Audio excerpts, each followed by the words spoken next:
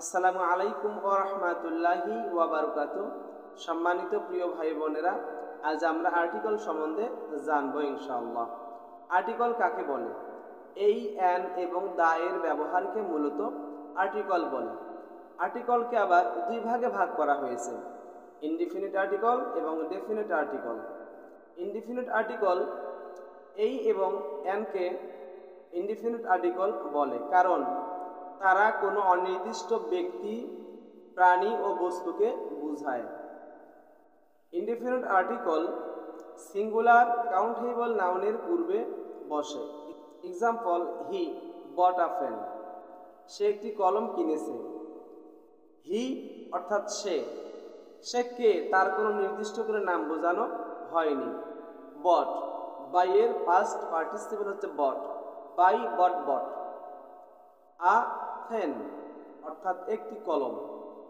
কলম যেহেতু একটি কাউন্টেবল নাউন, কলম একটা হতে পারে, দুটি হতে পারে, তিনটি হতে পারে, একাধিক হতে পারে, 1 ডজন, 2 ডজন, আরও বেশি হতে পারে। যেহেতু কলম কাউন্টেবল নাউন, এই জন্য কাউন্টেবল নাউনের পূর্বে আ বসে।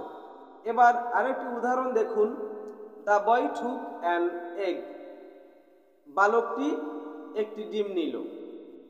দ্য বয়, আমরা সাধারণত বলি কি দ্য বয়, দ্য বয় না বলে বলতে হবে দ্য বই, কারণ বয় কোনো শব্দের শেষে যদি ওয়াই থাকে, সেই শব্দটা নিচের দিকে যাবে না, এই শব্দটা রাইজিং টিউন হবে, উপরের দিকে উঠবে। ফনেটিক্সের ভাষায় শুদ্ধ উচ্চারণে এই বয়, ওয়াইয়ের উচ্চারণটা উপরের দিকে উঠবে। দ্য বই, বয় না বলে বলতে হবে বই। দ্য বই টুক অ্যান এগ, টেক মানে নেওয়া, তো টেকের পাস্ট পার্টিসিপল হচ্ছে took. Take, took took. An egg, একটি ডিম, বালকটি একটি ডিম নিল। যেহেতু বালকটি কে, বালকটির নাম নির্দিষ্ট করে বোঝানো হয়নি। আপনারা সবসময়ের জন্য মনে রাখবেন, ইনডিফিনিট আর্টিকেলে কোনো নির্দিষ্ট করে কারো নাম উল্লেখ থাকে না, অনির্দিষ্ট থাকে।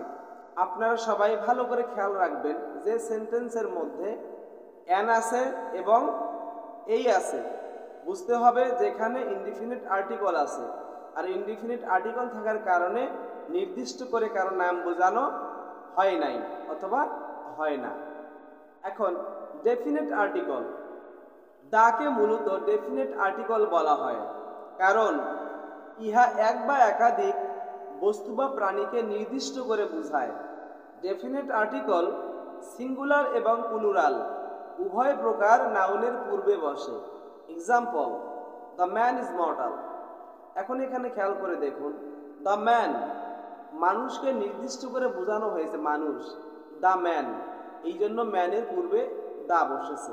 দ্য ম্যান ইজ মর্টাল, মানুষ মরণশীল, মানুষ মরণশীল।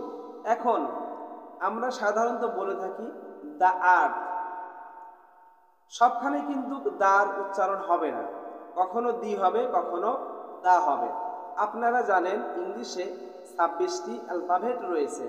এই 26টি অ্যালফাবেটের মধ্যে 5টি ভাওয়েল রয়েছে, এই, ই, আই, ও, ইউ, এই 5টি ভাওয়েল। কোনো শব্দের শুরুতে যদি ভাওয়েল থাকে, তার পূর্বে যদি দা থাকে, তাহলে সেটিকে দি বলতে হবে। যেমন ধরুন, দি আর্থ, আর্থের শুরুতে রয়েছে ভাওয়েল ই, এই জন্য এখানে দা না বলে বলতে হবে দি আর্থ।